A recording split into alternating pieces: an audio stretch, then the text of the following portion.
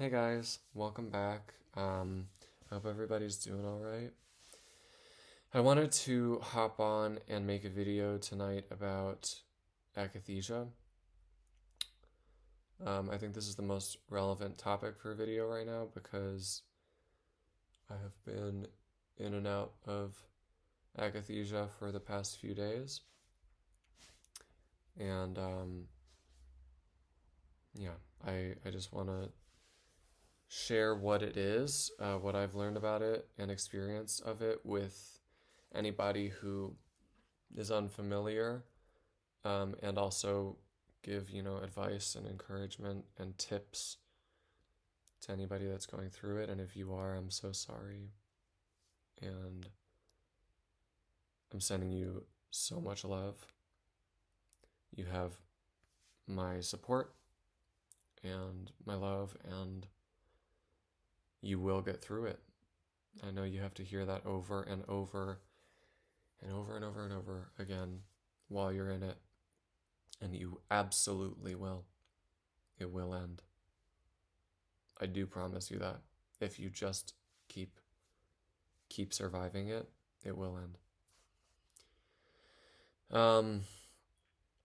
But yeah, I'm not really a windows and waves kind of person. Since this whole thing started, I haven't gotten much by way of windows. I feel like my life has been one big wave that gets worse and more severe, and then it's all just varying degrees of the same wave. But the way I describe it is akathisia is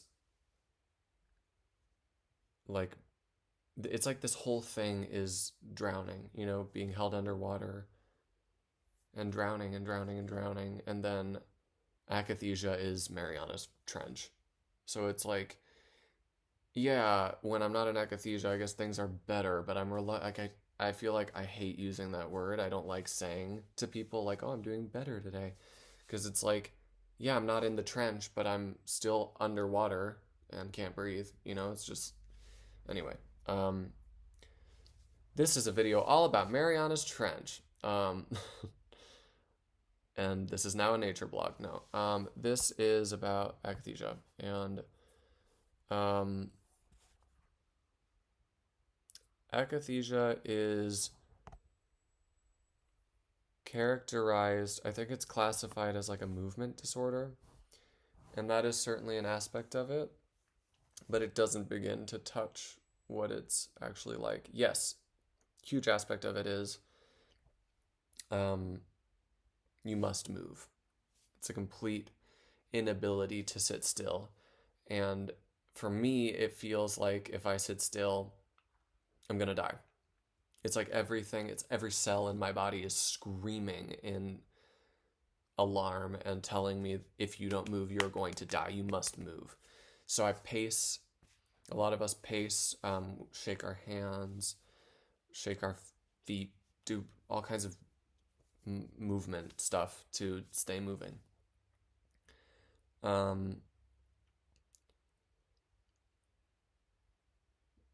The part that I feel like, at least in like a medical or scientific standpoint, they don't really touch on as much, is the sheer indescribable terror of it. In a way, I'm glad and grateful that I've been through it, as weird as that might sound, because if I hadn't, before I had been through this, I I had no reference. I had no frame of reference. I could not, in my wildest nightmare or imagination, I could not have imagined what this feels like. The way I describe it to my family and friends is like my baseline now, where I'm at a baseline level on a day-to-day basis, is what I feel like I used to describe as a panic attack. That's every minute, almost every minute of my life. And I get some dissipation sometimes, but it's about 90% of my life through this whole journey has been that. Um, and then akathisia is, it's in a different dimension. It's not anxiety, it's not panic. It's something so far beyond that again, if I hadn't experienced it, I couldn't have related to anybody who had. Like, even if they were trying to explain it to me, I wouldn't have been able to understand. It's so, oftentimes when I've been in it, I just think to myself, how is this possible? It's like it's happening to me and I can't believe it at the same time because it's so surreal that um there are no words, and all you can do, like my face when I'm in it is just like it's just like mouth agape, like eyes wide, like sheer pure distilled terror.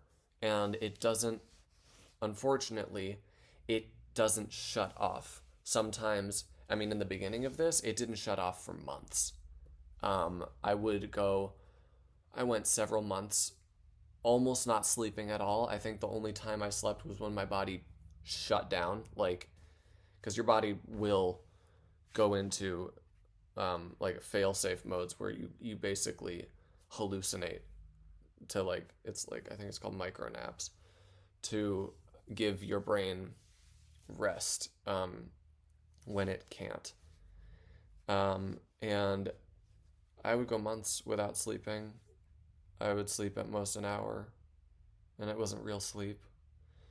Um, I would pace for the entire day, cry, scream. Um, there were a couple times where it came out of nowhere, and one time I almost crashed my car because I blacked out from the level of adrenaline in my body, and I pulled over to a side street, and I, I remember violently, like I thought I was gonna break the chair. I was just violently grabbing the steering wheel and go like swaying back and forth so hard in the chair and screaming, just screaming my head off. And I called my mom, and I just screamed and cried, and there'll just never be words for what it's like.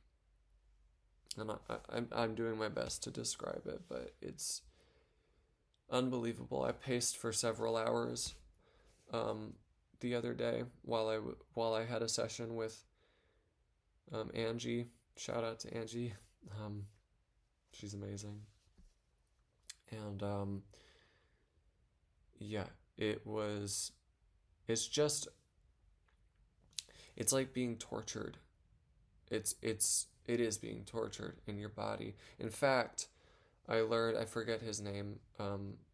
Someone gave a talk about akathisia as a result, as a side effect of psychiatric medication that I watched on YouTube, and in it he talks about how I think during the Cold War, the Soviet Union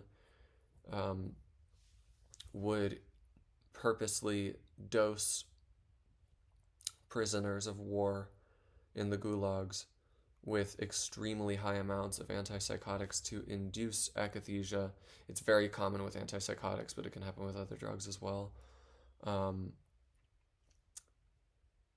They would dose people with huge doses of antipsychotics to induce akathisia as a form of torture, of war torture. And that's exactly what it is. It's torture.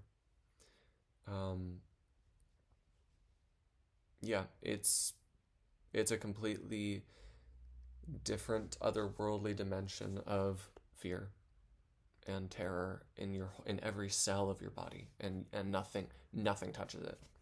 Nothing calms it down. However, that was the case for me for a long time, and sometimes nothing, still nothing touches it. But there are other times where I have found things that take it down even a tiny, tiny bit. And I wish I'd known about those things in the beginning, so I'm going to share those in case any of this can help anybody even a little bit who's going through it. My number one thing for akathisia is an ice cold shower, and it's not pleasant. But my shower gets extremely cold. It does feel like ice water, and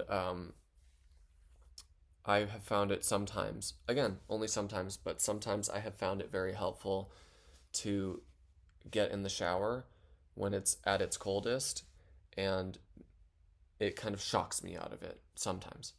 Um, and I'll stay in it for as long as I can bear, and then I'll turn the water up to warm. Um, that's really my number one thing, but my biggest piece of advice for anybody going through it is to do exactly what you need to do. Don't have any qualms about how it looks to other people, because most people couldn't survive one fucking second of it. So if you are in it, please try to throw the shame thing out the window, because I used to have that, and I wish I could tell myself, you do exactly what you need to do, boo boo. I wish I could go back and tell myself that. If you need to pace, you pace for as long as you need to. It does make it better. It doesn't take it away, and it is still horrifying, but pace. Do it. There's a reason your body is compelling you to do it. I find pacing to be the only thing I can do when I'm in it. Another thing is, I know it's scary, and trust me, I am scared of, Jesus Christ, with this hair, it's got a life of its own, a mind of its own. I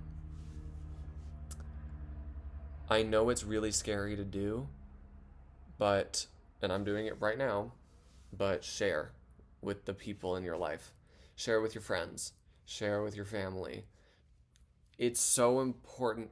Talk to people in the community, Inner Compass, the different Facebook groups. It's so important to have community in this, to have people who are going to support you, and I'm going to keep playing with it, so bear with me. To have people who support you and understand, even if they have never been through it themselves, if they will offer you love and compassion and support and reassurance while you're in it. It has been invaluable to me. I've told my closest friends about it. I know people in the community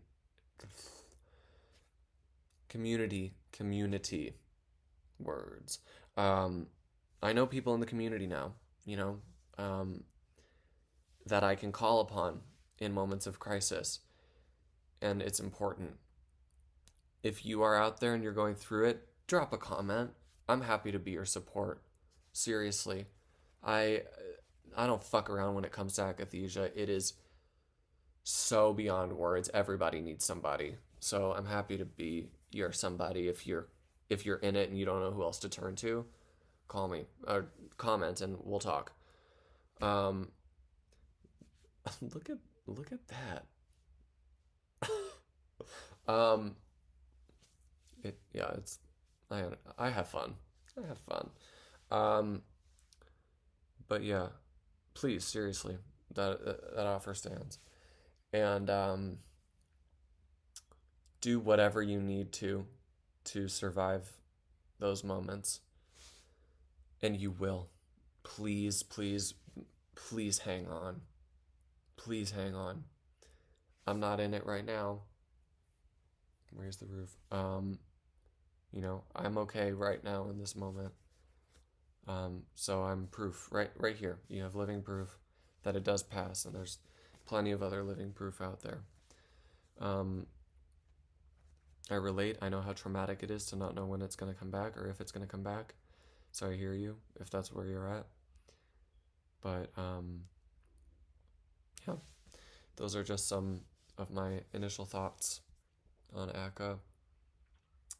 And I actually wrote a song to inspire, give some hope to people who are gonna go or who are going through akathisia. I'm not gonna sing it right now, but at some point I'll be sharing that. Um, anyway, as always, sending you so much love, so much light, and we can do this. We can, and we are, just by being here. If you're watching this video, it's because you're still alive, and in that, you're doing it too. So yeah, love, love, love, love, and light to all of you, and I'll see you next time.